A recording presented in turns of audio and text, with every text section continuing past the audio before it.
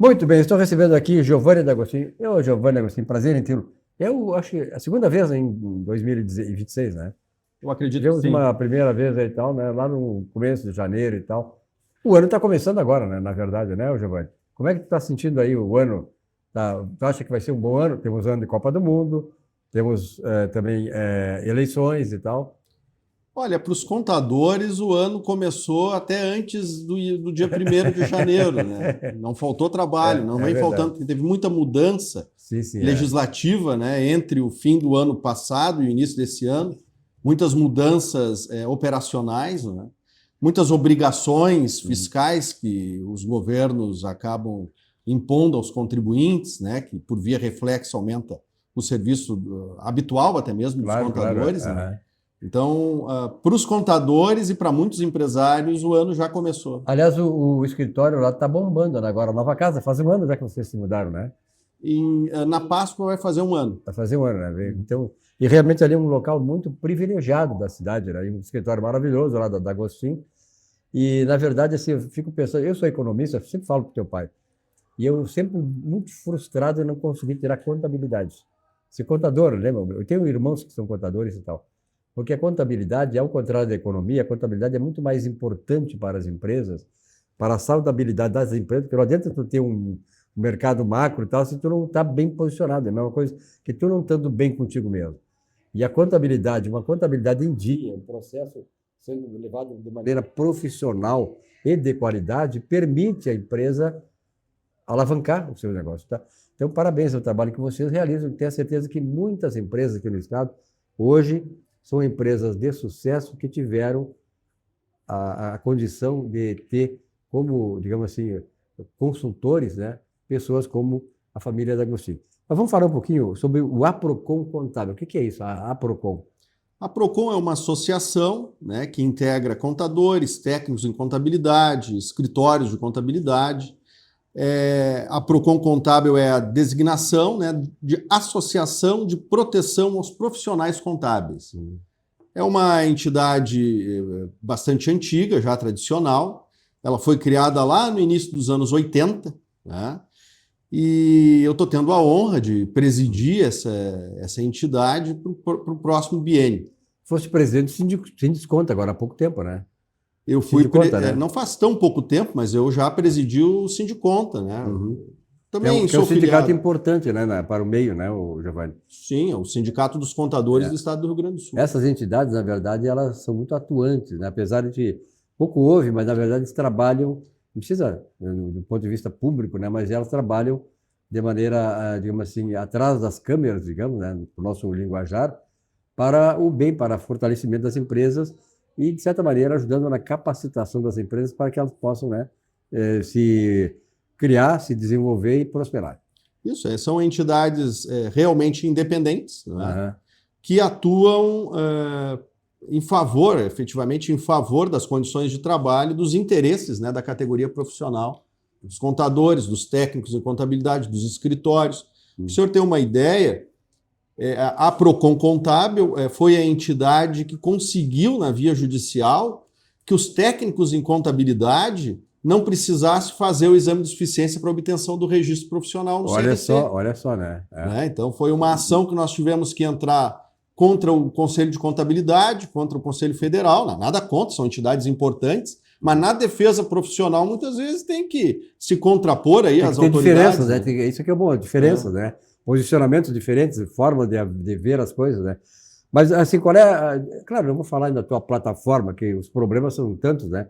Mas qual é o principal problema hoje que vocês enfrentam e que a Aprocon pode ajudar?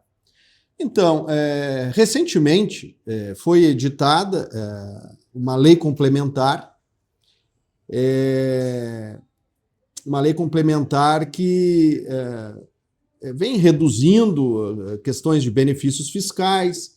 Por último, teve a edição de uma lei que acabou fazendo com que as empresas retesse na fonte o imposto de renda sobre os dividendos, não é? Aplicando de forma desproporcional até mesmo a tributação, né, desses dividendos das pessoas físicas, não é? A Procon Contábil entrou em juízo, isso está tramitando na 14ª Vara Federal de Porto Alegre, uma ação judicial que pretende fazer com que os escritórios de contabilidade, né, as pessoas jurídicas organizadas para serviços contábeis, não precise pagar o imposto de renda, no caso, reter o imposto de renda, decorrente dos lucros pagos para os contadores ou técnicos em contabilidade que sejam sócios desses escritórios, desde que esses escritórios sejam optantes pelo Simples Nacional. Né? Porque o que acontece é que a Receita Federal editou um material de perguntas e respostas, e esse material ele previu que as pessoas jurídicas optantes pelo Simples devem reter na fonte o imposto de renda quando o empresário, né, paga dividendos para os titulares das suas empresas, enfim, de monta maior do que 50 mil por mês. Né? Contudo, essa lei ordinária que criou essa tributação, ela é uma lei geral, né? E a lei do Simples é uma lei complementar que hierarquicamente é superior, né? É superior à lei ordinária, não é? E essa lei complementar, ela trata especificamente do Simples Nacional. Está lá no artigo 14 da Lei Complementar 123, está lá explicitamente previsto que quando uma empresa optante pelo Simples paga dividendos para os sócios, não incide o imposto de renda. Não é? Então, depois foi criada uma lei ordinária, e a Receita Federal entende que essa lei ordinária revogou a lei complementar naquilo que se refere à distribuição dos dividendos pelas empresas do Simples Nacional. Então, a Procon, como é uma entidade de defesa dos seus associados, que se incluem escritórios de contabilidade personificados, dá para se dizer, entrou com essa ação. Se nós lograrmos êxito nessa ação, os associados da Procon Contábil, então, não precisarão pagar imposto de renda sobre os lucros de dividendos pagos pelos seus escritórios, quando esses são optantes pelo Simples. E a grande maioria dos escritórios de contabilidade são optantes pelo Simples. Uhum. Então vai abranger muitos escritórios, né? Me diz uma coisa, a Procon, o escritório, ele tem obrigação de ser associado ou não? Associação não precisa, né?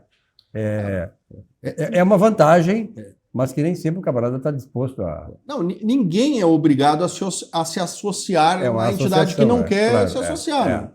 Agora, se você, contador, técnico em contabilidade, né, titular de escritório de contabilidade, queira se associar na Procon, nos procure, né, nós vamos fazer associação e você pode ser destinatário desses benefícios, dessa luta que a entidade faz em seu favor. A atração é exatamente isso, né? O retorno, né, que dão para os associados, no caso. Exato. Nessa mesma ação, nós buscamos um entendimento judicial de que se porventura o seu escritório não estiver no Simples Nacional, né, e se porventura esse escritório te pagar mais de 50 mil reais de dividendos em determinado mês, o valor que teria que ser retido na fonte é o que exceder aos 50 mil. Né? Porque aconteceu uma situação tanto quanto esdrúxula, né? No entendimento da interpretação da Receita Federal acerca dessa nova legislação, no seguinte sentido: imagina que o determinado titular do escritório, que não é optante pelo Simples, ou que, enfim, que o escritório até mesmo hoje que seja optante pelo Simples, não é? Ele paga 51 mil reais para o seu sócio a título de dividendos. A Receita Federal, nesse material de perguntas e respostas, disse o seguinte, que tem que reter na fonte 10% sobre os 51 mil reais. Né? Agora, se essa empresa, esse escritório, pagar 49.990, não tem retenção nenhuma. Então, se pagar 49.990 de dividendos, no fim das contas o sujeito vai receber maior valor do que se estivesse ganhando 50 mil. Do que se estivesse ganhando 50 mil. O imposto aí. Né? Então, existe uma desproporcionalidade na forma de como está sendo aplicado esse instituto. Com certeza. Giovanni, para concluir aí, hoje teve o Juliano aqui também, a família da Agostina no programa, né? Mas, Giovanni, com relação a essa lei que reduz incentivos fiscais, Na verdade, ela reduz incentivos fiscais, significa o quê? Aumenta a tributação. Então, também, né, esse é um ano que está tendo incremento de receitas, não é?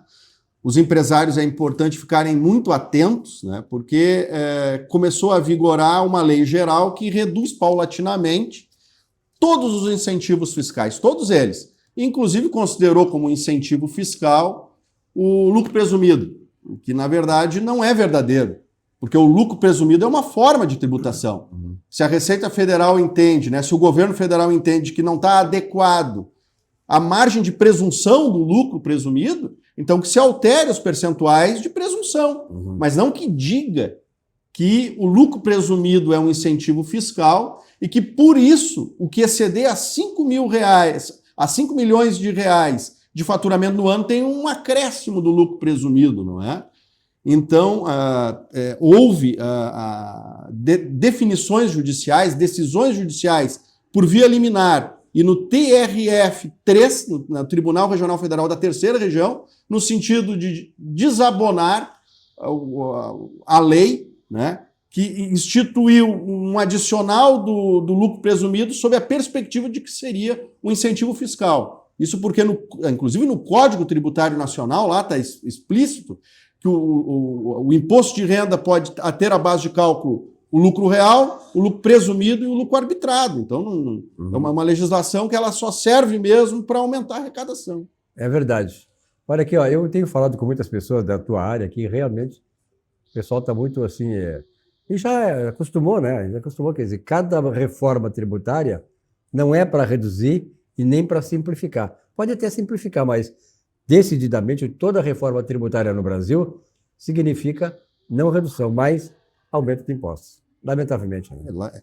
Normalmente, quando os governantes têm um discurso de alteração de lei tributária, né, sob a perspectiva de justiça fiscal, que eles têm essa narrativa, é para aumentar a arrecadação. Normalmente é dessa. Coitado dos empresários. Ainda bem que eu já não sou mais empresário, já fui, e por essas coisas eu acabei com milhões de pessoas, a gente sabe, né, que não investem no Brasil, não querem empreender no Brasil, porque por onde se vai, não só municipal, mas principalmente federal. Municipal, estadual e federal, mas principalmente federal acaba sendo, né, prejudicado, sacrificado demais. Um grande abraço e até a próxima. Um grande abraço. Conversa.